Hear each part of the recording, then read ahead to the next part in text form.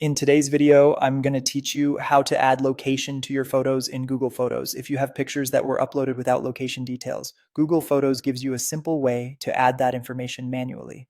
This can make your photo library easier to organize and search later, especially if you like finding images by place or keeping your memories neatly sorted. To get started, open Google Photos on your computer. Using the desktop version makes this process much easier because you'll have a larger view of your photo library and quick access to the photo details panel.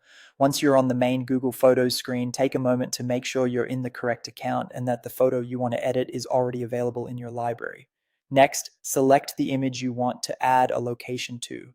You can do this by browsing through your photos and clicking on the one you want to update. When the image opens, it should appear in a larger view so you can work with its details more easily. Make sure you've chosen the correct photo before moving on, especially if you're updating several similar images. After that, click the info icon. This will open a side panel with details about the photo. In this panel, you'll usually see information such as the date, file details, and any existing metadata connected to the image. This area is where Google Photos lets you manage additional information, including the location. Once the side panel appears, select the option to add a location. This is the part that allows you to manually assign a place to the photo. If the image doesn't already have location data, this option will help you fill in that missing detail directly from Google Photos without needing to edit the file elsewhere first. From here, enter the location of the photo, start typing the name of the place, and Google Photos may show matching suggestions that you can choose from.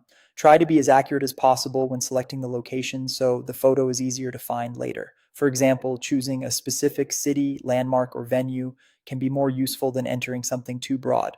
Once the location is entered, Google Photos will associate that place with your image. That's all it takes to add location information to a photo manually.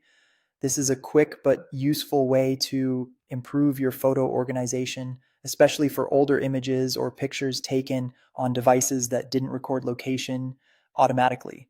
If you're updating multiple photos, you can repeat the same process one image at a time.